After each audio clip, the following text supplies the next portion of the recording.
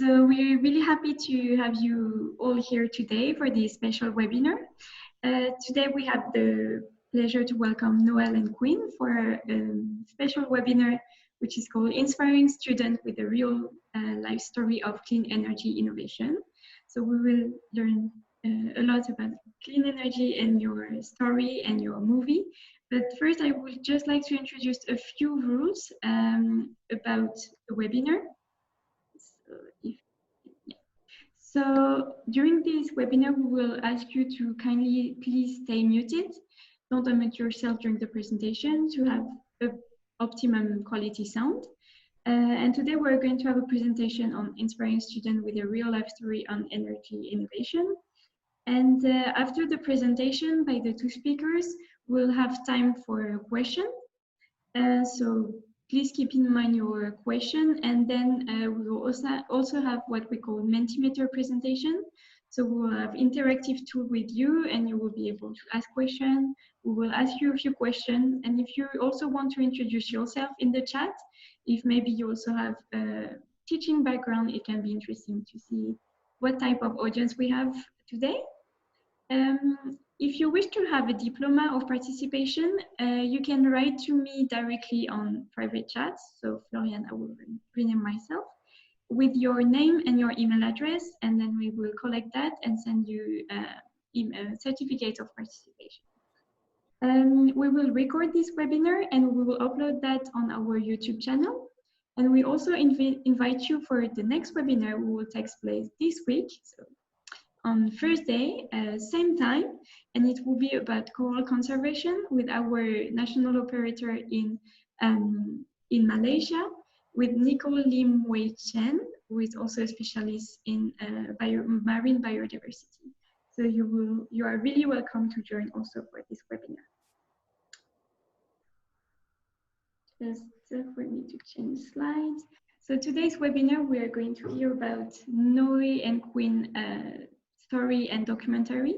They are both the filmmaker of the documentary Point of No Return, the real story of two Swiss pilots demonstrating with their solo planes the potential of green energy. Point of No Return has screened at film festival and university in over 26 countries, as well as the United Nations and the UN's climate conference, COP24. And this experiment went further with the development of educational materials to empower students for a more sustainable world. So we'll also introduce you, and especially Noel and Quinn, to these educational materials for you teacher to be able to teach your students about that, and that's all we can do for a more sustainable world. So if you have any question, also ask them on chat, and have a good webinar. Enjoy your webinar. Noel and Quinn, the floor is yours. Thank you so much, Florian, and Lucia and everyone there. We're excited to be with you today. Well, we're just excited to tell you a little bit about this story that we came upon. Would you like to share the screen, please? Oh, sure. Yes. About the Solar Impulse mission. As many of you might be journalists out there, we thought we would tell you first how we came about this story. We were searching for our next film to follow, and really just came across an article online about a story of a Swiss team that had this audacious plan to fly around the world and had been working on it for over 13 years. And we good? Yeah, Okay. yeah, we are. Present. Thank you. Sorry, we're getting our technology together. Go to slide one. Yeah.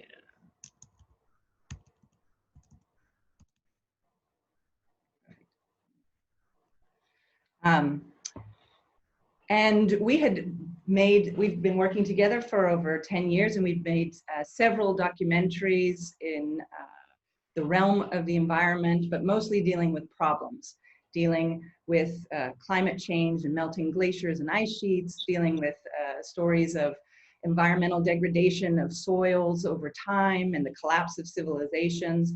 And we, I think personally, were ready for a positive story. So when we read about this, a story of a team of people working on something that they weren't sure if it was going to work or not, but they wanted to prove the potential of clean energy and do so with a plane as a symbol, flying around the world using zero fuel.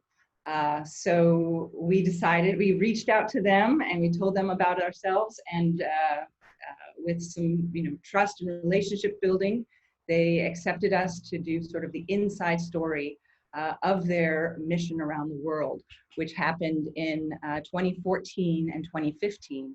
And it's really a remarkable and unique story of 21st century adventure. We don't have that many of these in clean energy innovation.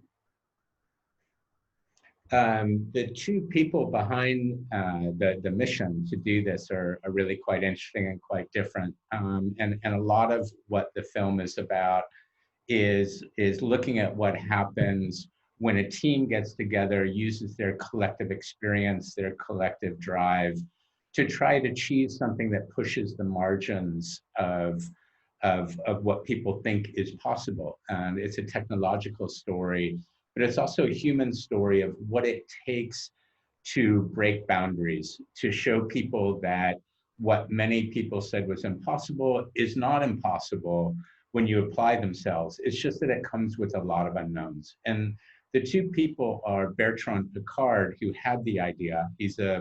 Comes from a long line of explorers in Switzerland.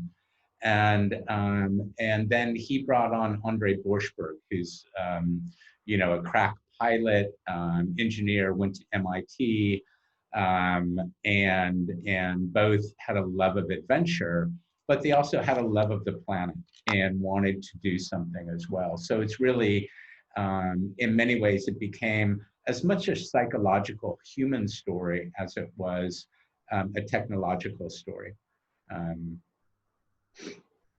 It really started with a dream of Bertrand's in the desert after he completed a 21-day mission around the world in a hot air balloon, but he nearly ran out of gasoline on this trip.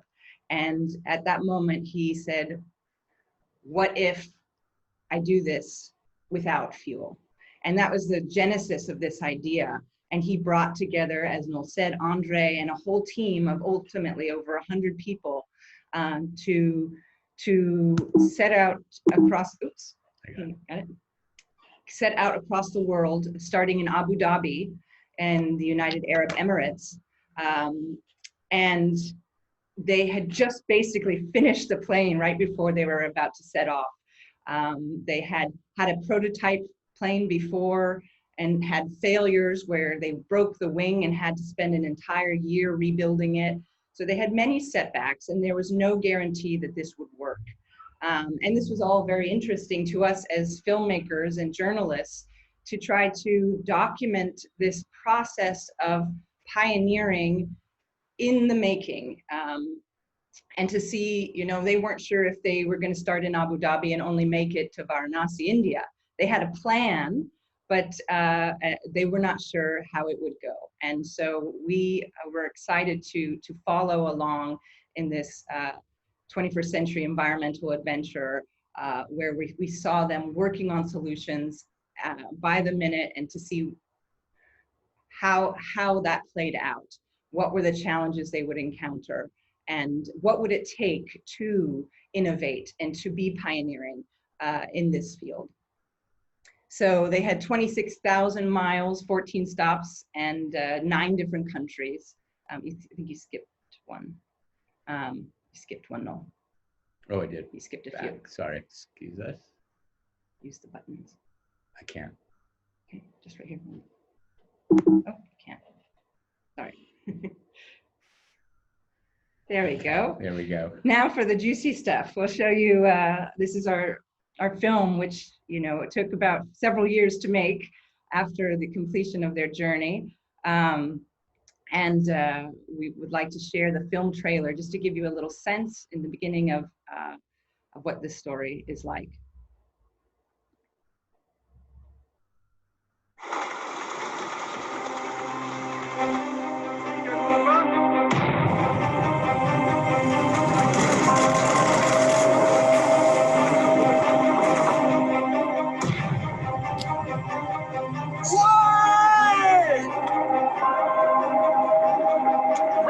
and is the equivalent of a 747 jet. It weighs about the same as a family car, and it flies wholly on the power of the sun. Their dream is to show a way forward without fossil fuels and spread a message about the need to fight climate change. Our goal is not to transport passengers. Our goal is to transport a message. This airplane is like a leaf pushed around by the wind.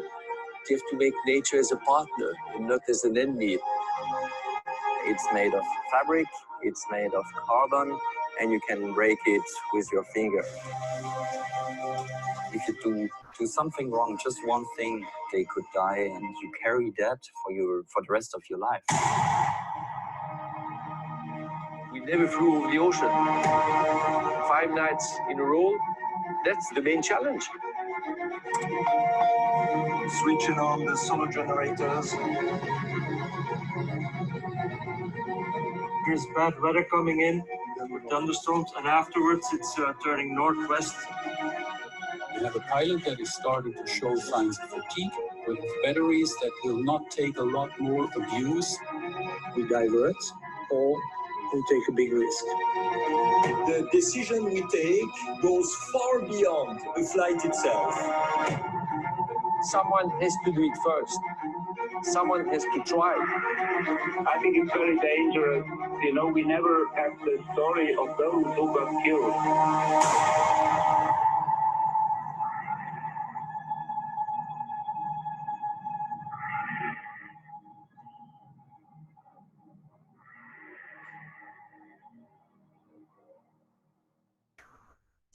So as the trailer alludes to, it really is a story of both pushing, can we get back to our slide? Mm-hmm. Pushing the limits of the human as well as the technological limits. It's not here, I'm here in the wrong. Oops. Sorry, go ahead. We're not in the full screen here. Sorry, 1 second. You're in the web browser. I know, I'm just getting to it. Just present mode. You're out of the Zoom call, I believe. Yeah, I think you need to come back and come back out of again. Yep. Your screen, no.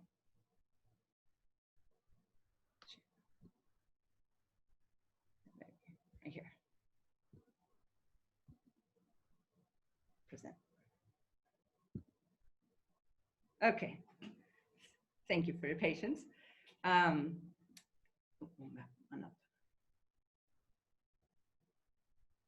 It's really a story of pushing the technological limits. Everything on this plane, because it had fully solar, had 17,000 solar cells, each as thin as a human hair. 4 electric motors with the daily output, power output of a motor scooter. And it was really just teetering on the edge of flight. And so everything had to be extremely lightweight, extremely highly efficient. And the big challenge, of course, as the trailer to the movie said, was crossing the oceans. That's 5 days and 5 nights, possibly even 6, alone in the cockpit for these pilots. Something that has never been done in all of aviation history. This would be a world record for any pilot in any fuel-powered airplane. So it's really a fascinating story for us to follow of these pushing the both technology and the human experience. And what brings us here today is that through the course of making the film and going around the world and showing the film, we had a lot of classroom showings, and we had students coming to screenings, we had teachers coming, and what I think they really responded to was that it really showed how kind of messy innovation is. It's not organized in, kind of like all the pencils in a case and everything, like you would imagine a lot of things to be that have so much behind them. But anytime you're pushing the limits of something, you're discovering it as you go. So there's a lot of little mistakes made, and then the plane they were constantly working on and fiddling with and trying different things. And that's what a lot of educators responded to in the film, was this real world reality of what it takes to really innovate. And for us, what we were really concerned with in making the film, of course, telling a story, but also putting the story out there so that it has an influence and so it has an impact and people can learn from it. And in many ways, when you look at what the message of the film is, that's really about the here and now, but it's also about the future.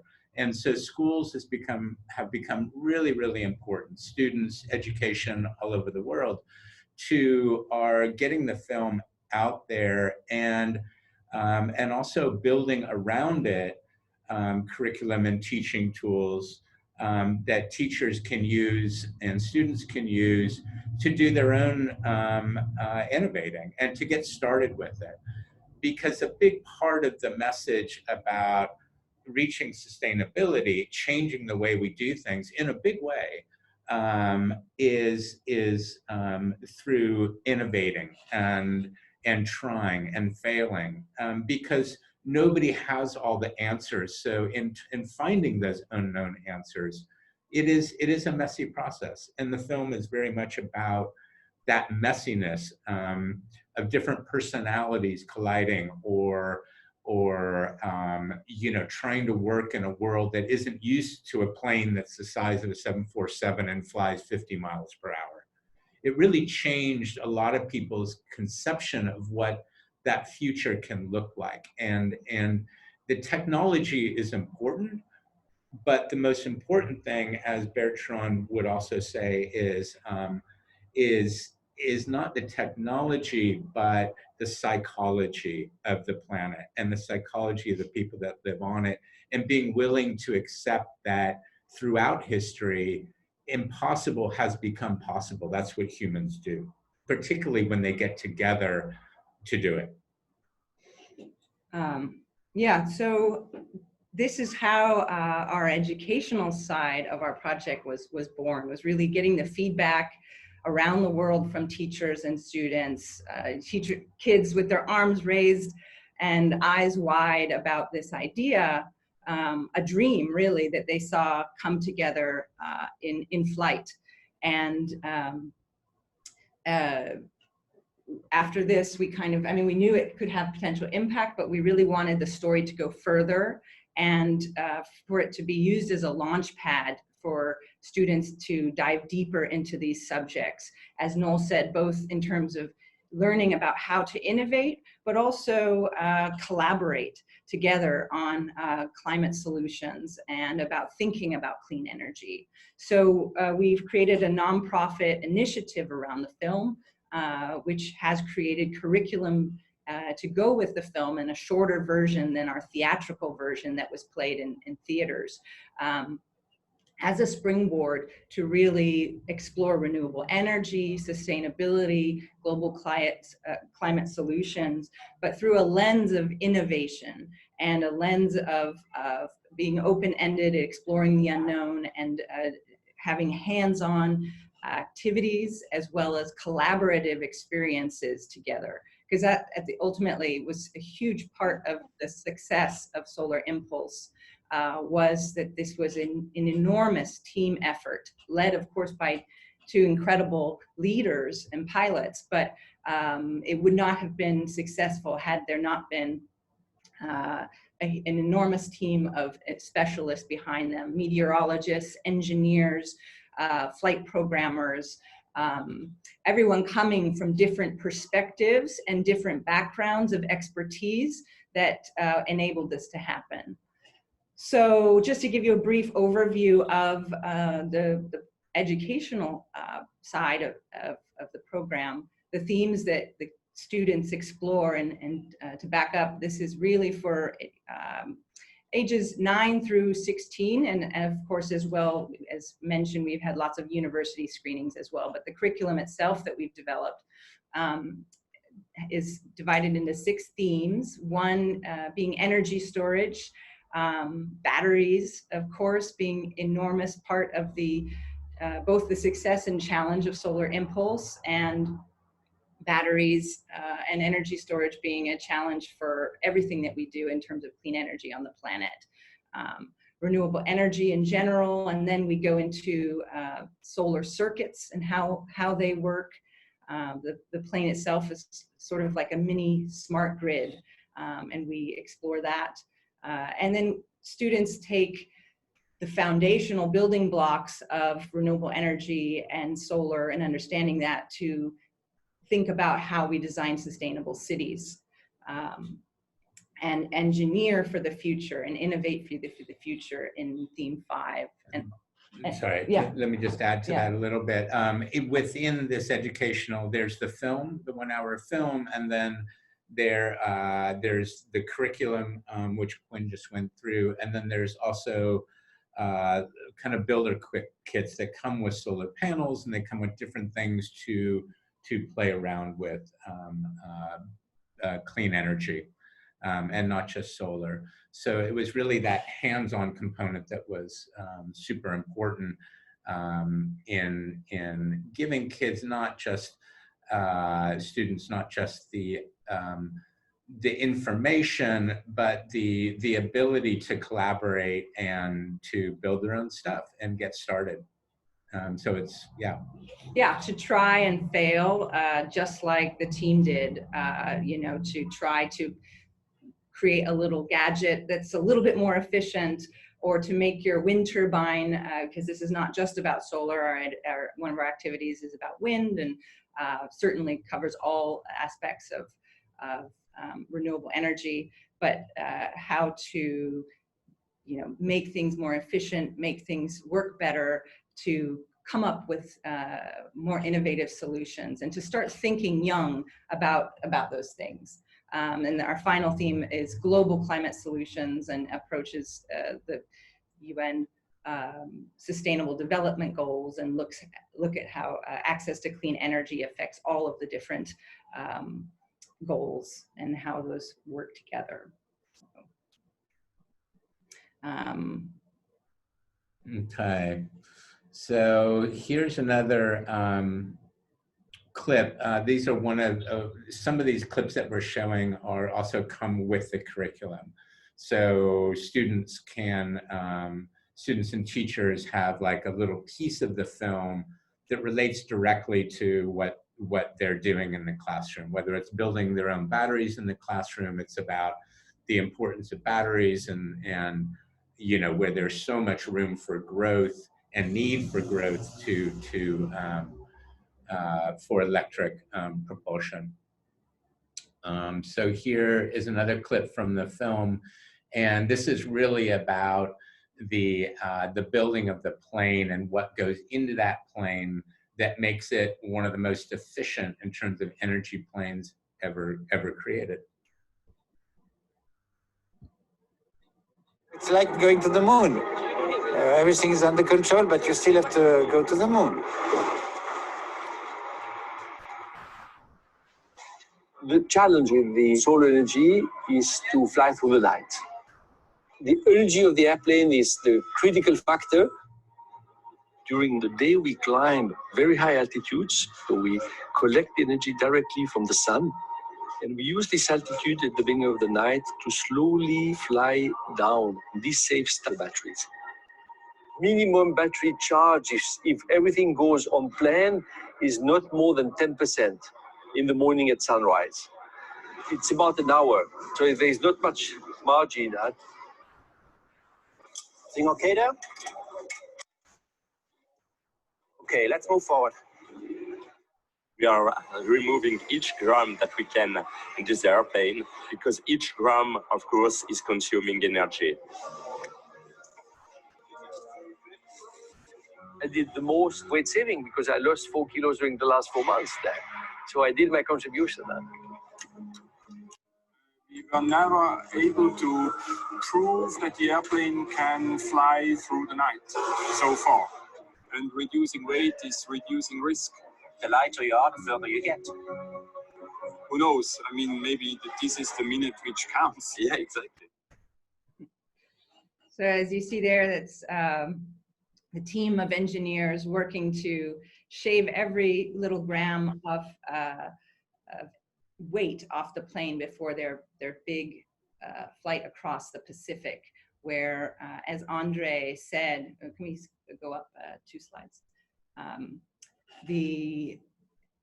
After making it through the night on that parabolic sort of flight where the plane flies up to 28,000 feet each night to charge the batteries, essentially over the ocean, they glide down through the night. And in the morning when the sun rises, they have about, if they're lucky, 10% of battery left. And as we all know, we all get nervous with our smartphones or any phones when we have 5% left, but you can imagine somebody's life is on the line in this case, and it's very difficult to go if that plane hit the ocean and he had to parachute out.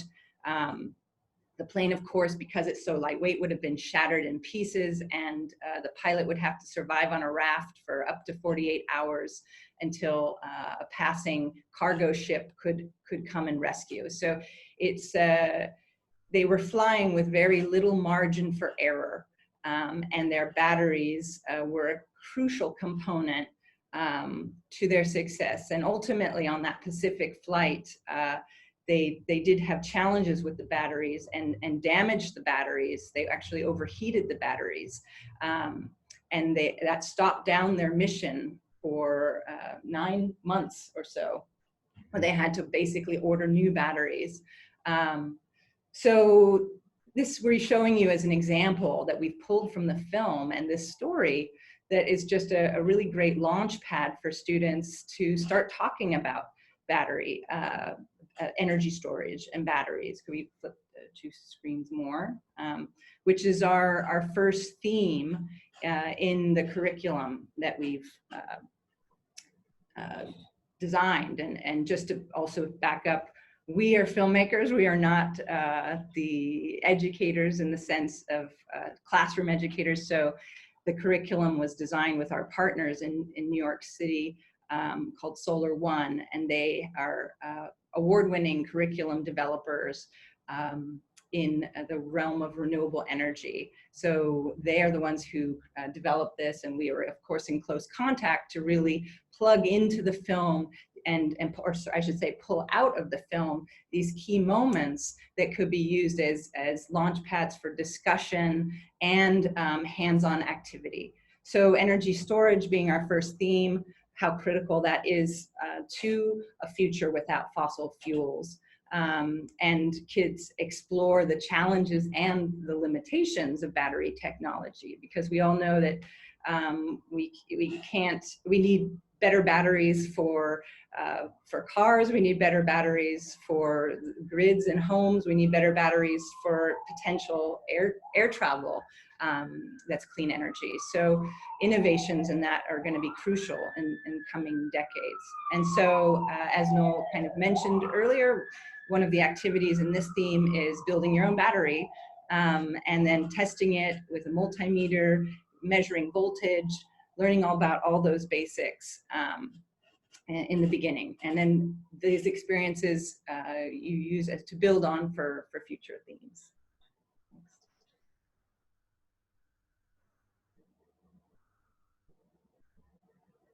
Okay. Did you skip Should we any? tee this one up? Did you? Oh, that's good. Yeah. Is that right? Yeah. So here's our next clip from the film, and this is really about, there's the crew that traveled with the plane was constantly making adjustments as they went, because it was the first time this plane had done anything like this. They had some test flights, but flying it around the world is a whole nother thing. And so they have, to make this plane, as we mentioned, it had to be super light, and it also had to have a huge wingspan in order to capture enough energy. And they were so close on the margins, particularly crossing the oceans, where they don't have a chance to land, that they had to keep tweaking as they went. Constantly they were tweaking it. And also the plane was incredibly fragile because of the need for it to be light. So, you know, you could put your finger through that plane. It's made of fabric and you know, incredibly lightweight materials, which is another part of the innovation. But here is a scene in India where they had some damage to one of the cells. Hang on one second.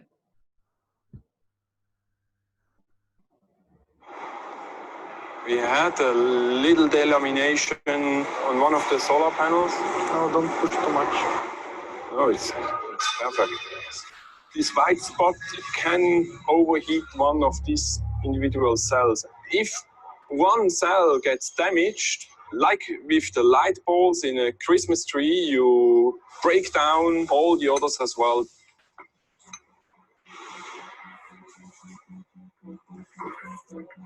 I just knew from the beginning that it must be a super light aircraft. 13 years ago, the thrill, wow, is it possible? Is it not possible? And it was an up and down, you know, fighting, success, failures. We had to design the whole plane very much on the edge of everything in terms of weight we were able to put in, energy reserve. The whole size of the airplane is driven by the energy we need to cross the Pacific.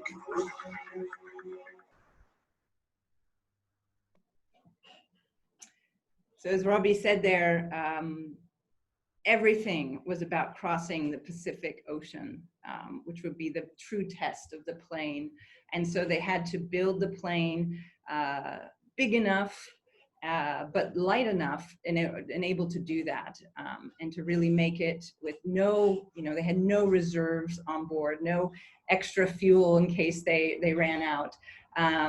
And so this plane was really like a flying smart grid with these 17,000 cells connecting to the motors, capturing the sun's energy, converting it to electricity, and flowing through this grid to power the engines, and then storing any of that excess energy to charge the batteries. And so it's in some ways complex, but very simple system. And as Robbie, the engineer there said, it's like a string of Christmas lights where one goes out, they all go out. So highly fragile. They had to be careful even for birds, you know, hitting the wing would be a trouble for them. So anytime they were on the ground, they were really careful to make sure every cell was working at maximum efficiency. And in fact, the second year, they added an entire team that was just monitoring each cell's performance and the battery performance. And so they're constantly kind of innovating and upgrading their systems as they went. And so one of our themes in the curriculum is about solar circuits and building solar circuits, how the solar panels work, how electricity is measured, and different ways to configure the solar circuits for maximum energy output. So students come together collaboratively and build circuits, reconfigure them in different ways to get the maximum power output. And also do this with wind turbines as well. And so, as you know, mentioned before, this really open-ended way for students to say, would this way work better or that way? And so much of the Solar Impulse story was about trying and failing and trying something different, coming up with a better idea. And so this is what we hope that students take away from this story, or one of the things is this not fearing failure, embracing failure as part of the design process and engineering process, and working together and really being good listeners to each other's ideas in the process of innovation. And understanding how what they're doing in the classroom, what they're building, how their science class or their math class or whatever class that they're in, relates to achieving something like this. You know, it's kind of like the thing about math. Well, why do all these numbers matter? Well, for them, doing the math, for example, of the thickness of a cloud could be the difference between the pilot ending up in the ocean with the plane or making it to Hawaii, because they needed to understand the effect of cloud cover in terms of how much energy is coming into the solar cells on the wing. So suddenly math takes on a whole new relevance, as does the chemistry of batteries. Is, you know, well, you know, why does it matter? Well, this is an example of why it matters. And because the future really depends on us figuring this out. And it's going to come from a lot of different disciplines, and people with different interests and people with different expertise. And all those people are in classrooms learning today. And the Solar Impulse team's message was not just about flight, but really what we do in the air, we can do on the ground.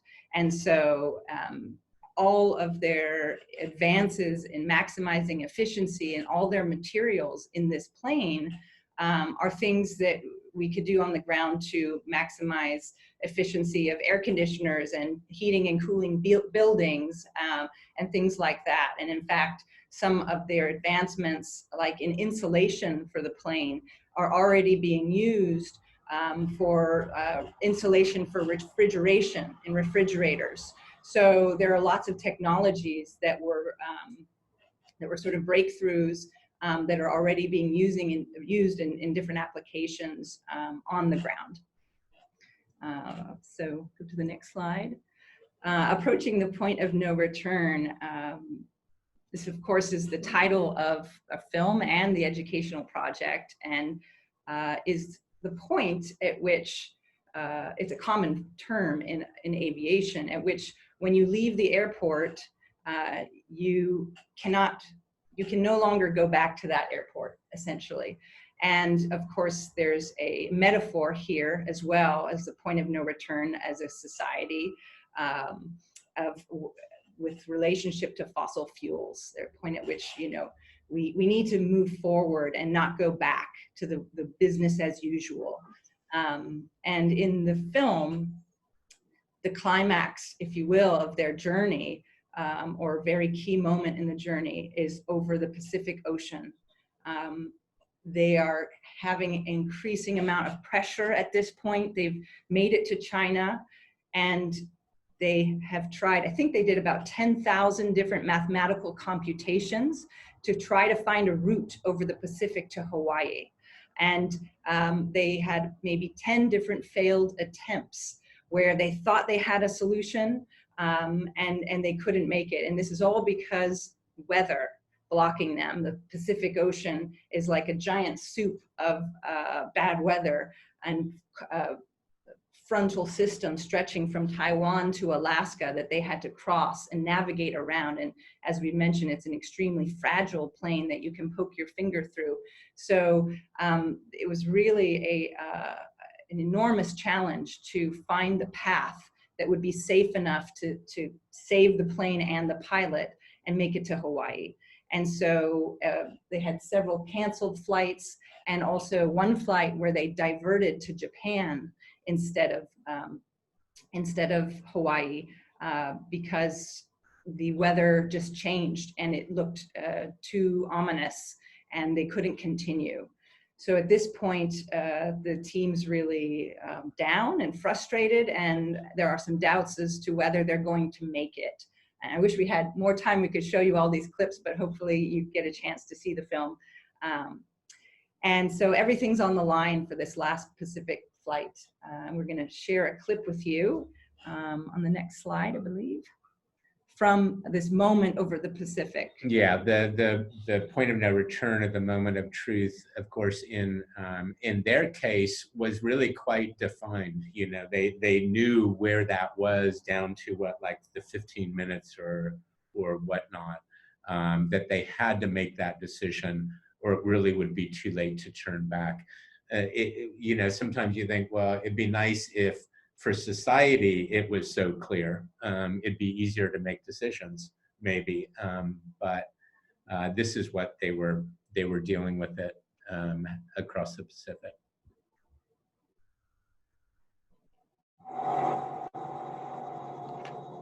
So you want to continue to Hawaii, yeah, knowing that the monitoring is not working, yeah, and you still it makes life a little bit more complicated. We'll need the monitoring from the ground. The risk is really high. The risk is really, really high. We have 55 minutes before the point of no return, and we don't know what is causing this, and we have no idea. I mean, it could be great. Actually, we still don't know the cause of the problem. No. Go back to Nagoya. I'm sure we would find another window. The season is not over. If we go back to Japan, I think it's the end of the project.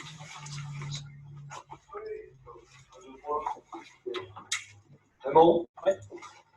T'as parlé André? J'ai parlé à André, ouais. André pour Bertrand. Donc moi je pense que c'est la fin du projet si on rentre à Nagoya. Je dirais que le scénario Go, il est un peu compliqué dans le sens que je pense qu'il y a des gens qui vont démissionner, des séries vont démissionner. Donc ça va créer une crise qui est assez grande. Écoute, on est dans le moment le plus critique du projet jusqu'à maintenant. Pour que tout le monde soit derrière là-dessus, et pour donner notre avis, et on continue, on vous supporte complètement, etc. On est complètement à disposition. 6 minutes. Ok, alors Raymond organise en ce moment la discussion avec les ingénieurs, donc je te reprends de l'autre côté en groupe. Now we just need to know if André wants to continue or not. What do you think it will take for him to decide? Good. That's only as a pilot, but for the project.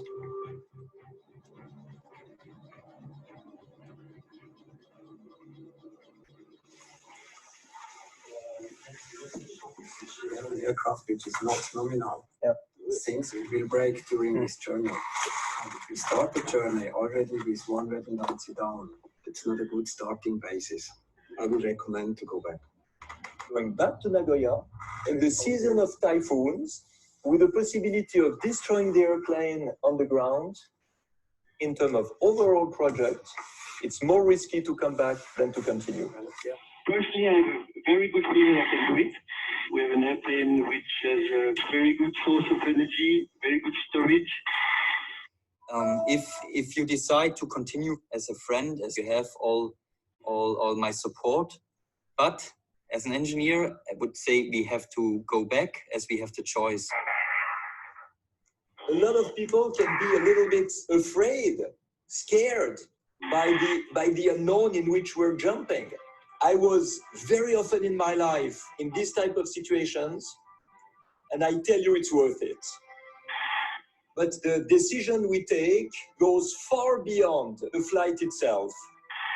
We have now the possibility to do what nobody has done.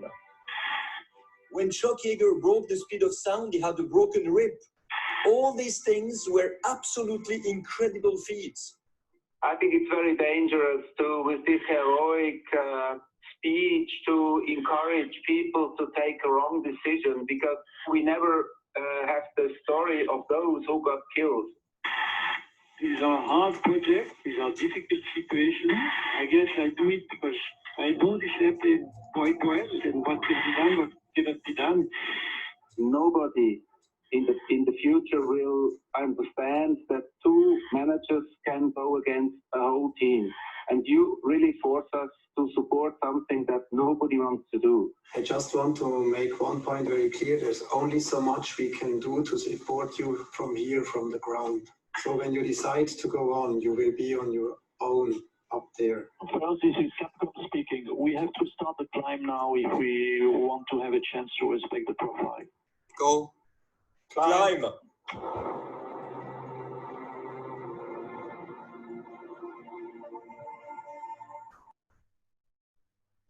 So as you can see there, a very tense moment, in fact, the most difficult moment for the team. And as we mentioned before, there's, you know, the technological takeaways from this story that apply to clean energy and to innovation, but also this is a psychological story, and it's about decision making and collaboration and teamwork. And so one of the other themes is about designing sustainable cities, and really draws parallels with the decision making of the Solar Impulse team during the flight and the tough choices they had to make and compromises between, and sort of draws another parallel with what we globally have to do as communities and countries to come together and to reach our sustainable development goals. And so students in these exercises are introduced to cost-benefit analysis and risk management as they engage in decision-making, like an activity we have of redesigning a coastal city and putting your hats on to become the industrial engineers that are going to redesign a city that's, you know, riddled with pollution and having sea level rise problems, and they're going to, you know, basically think about how to make it a more sustainable city for the future.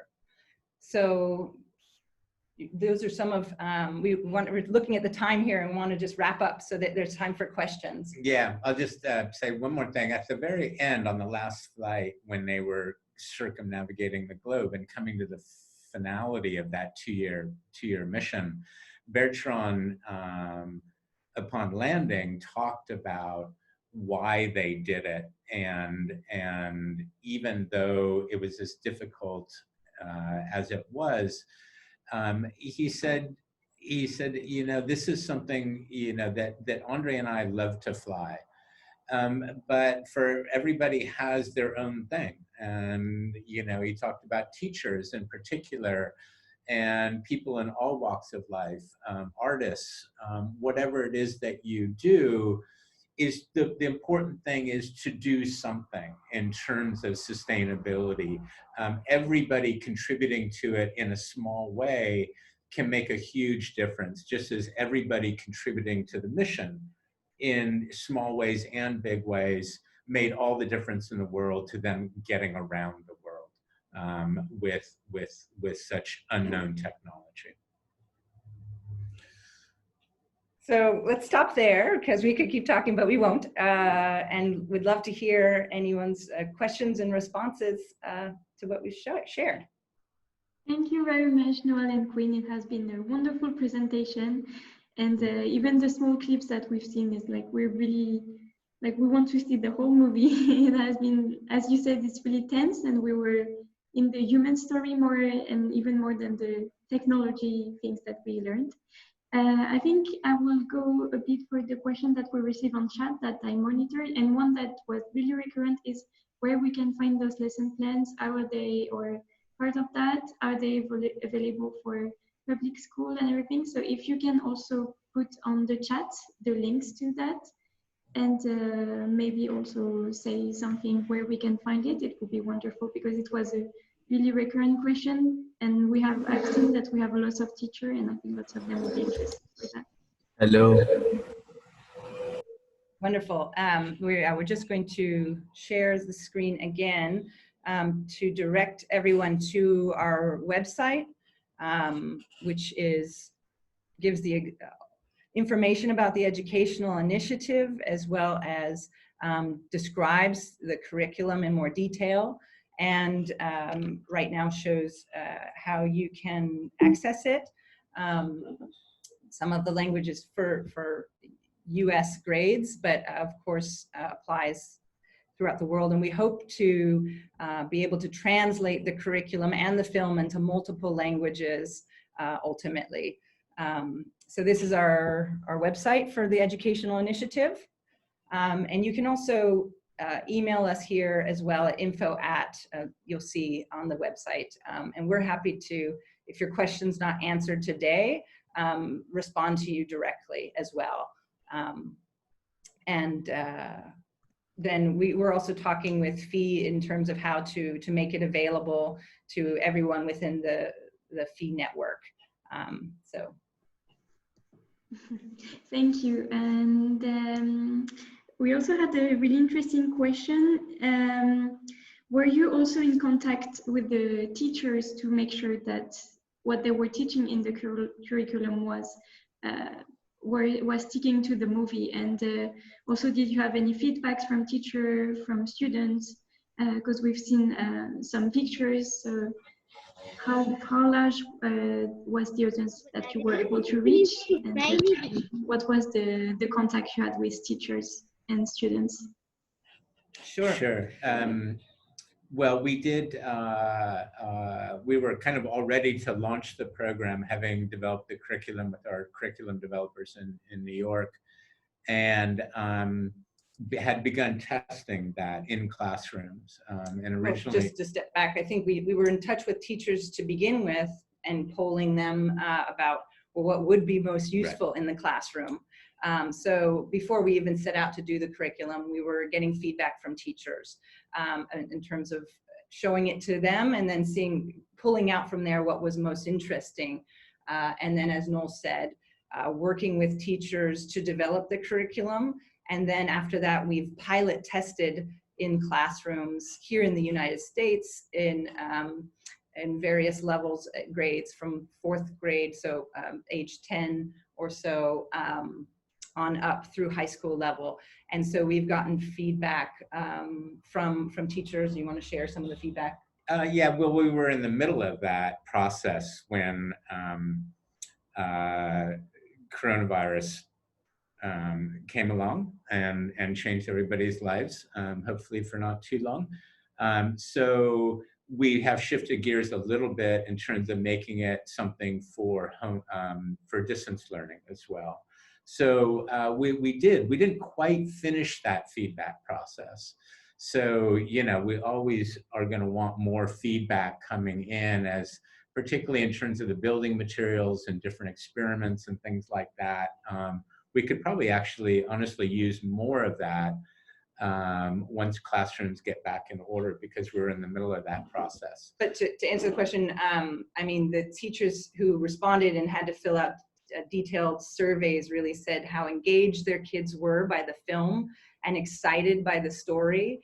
And then really that they were, they loved the hands-on activities of building things in the classroom. I think oftentimes, as we all know, school can be sort of boring or rote learning, you know. And so I think teachers were very excited that they had this true story of it, that they could share with their kids. And the other word I remember is empowered, that the students were feeling empowered to, you know, go out and work on their own solutions, perhaps in other fields as well. I think that's one of the universal draws of it, is that, sure, this is great for clean energy, but you could utilize the same takeaways of critical thinking, collaboration, creativity, and communication. These are the 4 C's of 21st century learning. That those could be applied to any of our 21st century challenges and problems. You know, coronavirus right now, we need some kids working on it. Yeah. And I had another more broad question. How far away do you think the plane or airline industry is away from being fossil fuel free in the future? Interesting. In fact, we were just talking about it yesterday. When there's another scene in the film where Bertrand is visiting a kind of a graveyard of old jet planes, you know, and he's talking about the future of just aviation, one sector of transportation. And he made the prediction that in 10 years' time, and that was 4 years ago now, that there would be like 10, 20-seater airplanes, electric airplanes, doing a lot of the short haul flights without fuel, commercially, whether it be popping around Europe, you know, England to Italy or whatever it may be. And that's already happening. Yeah. There's an Israeli company that has like a 10-seater, I think, that's an electric plane. It's a prototype still, but already that shift towards electric airplanes is happening, and Andre is even working now. Andre is developing electric propulsion for the next generation of airplanes. But the challenge is it will be step by step, and we will not be able to see anytime without some miracles a plane the size of a 747 jumbo jet that's fully electric or solar or anything like that. It's that carries 600 passengers. But nobody could imagine that after the Wright brothers made their first flight, what was it, 20 years later, they were flying commercially across the Atlantic. That would have been mind-blowing for anybody to predict at the time the Wright brothers made their first flight. So, one of the things that we learned from that is just how often we make the mistake of underestimating human ability to innovate when they need to. And so the message of the film is not just that we need to, but that we can, if we apply ourselves. The history of human development shows that, yes, we can do that. It also shows us that there's all sorts of people saying we can't do that at the time we started doing it. Yeah, and I think we just have to reimagine air travel as well. Maybe that it will be smaller planes, but the big companies are working on hybrid biofuels. You were even mentioning the hydrogen. Yeah, there's a new a British company just I think had their first test flight with a hydroelectric. So it's hydrogen electric engine. So they're using hydrogen and electricity to generate an electric plane, which is very much sort of coming after solar impulse in the sense that it's all these different ways of electric propulsion that we're figuring out. And some will come home to roost, some will kind of fall away because other technologies are better. But it is trying all these things out and people working on a lot of different solutions ultimately, which has shown throughout history that's how we progress. It's not linear. It's sort of moving sideways almost in innovation to find a way forward. Thank you. And I will just go quickly to interactive presentation for people to answer a few questions. So I will ask everyone to go to, I'm just opening the thing. It's here. I will ask everyone to go to www.menti.com, here that you can see here, and use this code 48390. So you can go on your laptop or you can go mostly on your phones. Go on this website, type this code, and we have a few questions for you to answer. And the first one is if you have any question or comments, and I think even if we don't have time to answer, we can also give them to Noel and Quinn, so it would be also good feedback for them. Because I think everyone enjoyed the presentation, but if you still have questions, we will also be happy to answer them after all. So you can go to www.menti.com and using this code 48390. And if you are not able to go on menti.com, you can also answer on chat. So I will give you a few minutes. So is the movie available online to watch? Not in terms of streaming yet, so global streaming.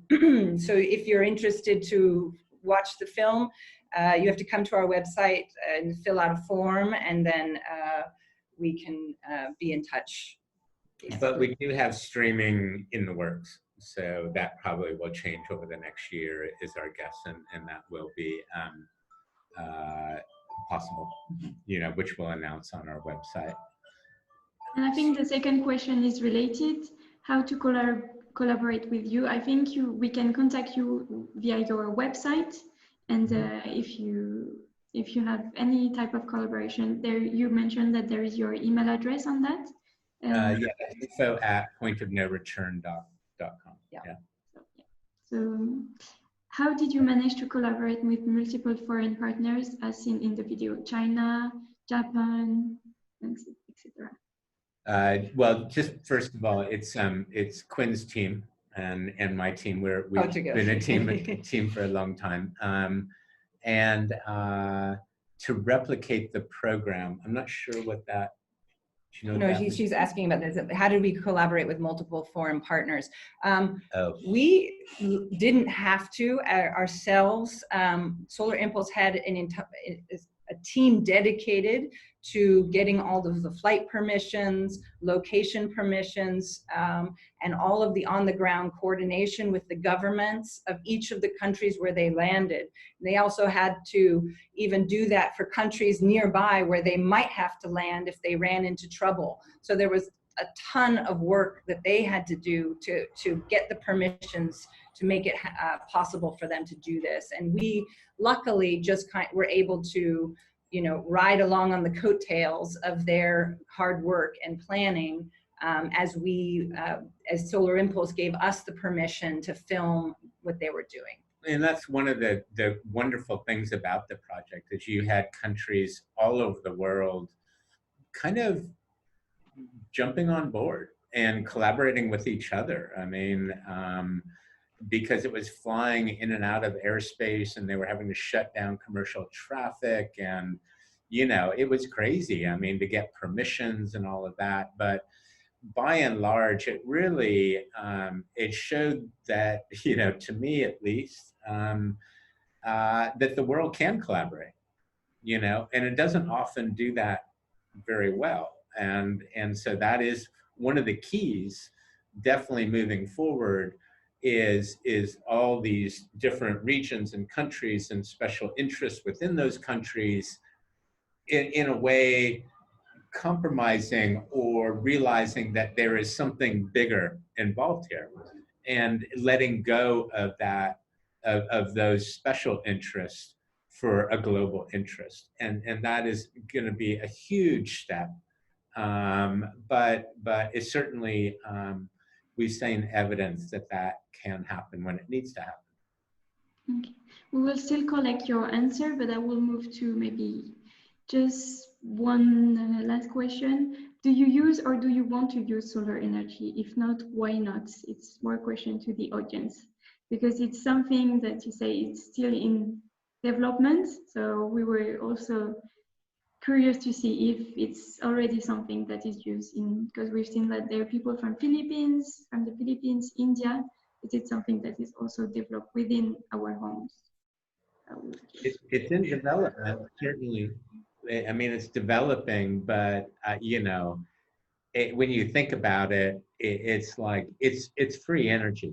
When you have the equipment and you have the technology, and the cost of that's coming down so fast. There was, you know, it wasn't that long ago that everybody in the traditional energy sector was saying, oh, solar will never make a dent, it's this, it's that, sort of thing. I don't know, look around, you know, there's solar power plants, you know, homes are going solar, schools are going solar. And once it's there, it's free energy. It's absolutely free. I mean, how can we not use it? To whatever extent we can use it, how can we not use it?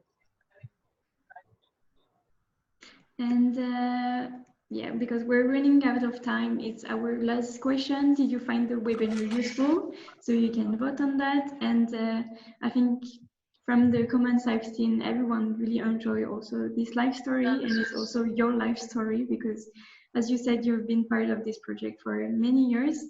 And it was really, really interesting to have your speech today. And I think there will be a lot more collaboration with the teacher who were here, who got really interested. And you can still answer the question. I will stop sharing my screen. And yeah, we're already out of time for now. So I would like to thank you another time again, Noel and Quinn, for this really interesting webinar. And thank you everyone who was part of this webinar. I would just remind that this webinar has been recorded and will be uploaded on our YouTube channel, and you will receive an email about that. So you will be able also to share it around and to come back to the links, to the clips. And yeah. So thank you again, Quinn and Noel. And I hope to see you again very soon. And if you have a last final word for everyone, the floor is yours. Well, thank you again for having us. And we do mean it. Please do reach out to us via our website, and we're happy to answer any questions or comments or respond to interest to watch the film, because it's not readily available yet on streaming. So. And thank you everyone for tuning in and taking an interest. We really appreciate it. And thank you for putting it all together and doing such a good job. And thank you to the teachers out there who are doing the great work of educating the next generation of problem solvers and innovators. It's no small task, and our hats go off to you as well. Thank you very much again, and see you all next time. Thank you very much. Very informative.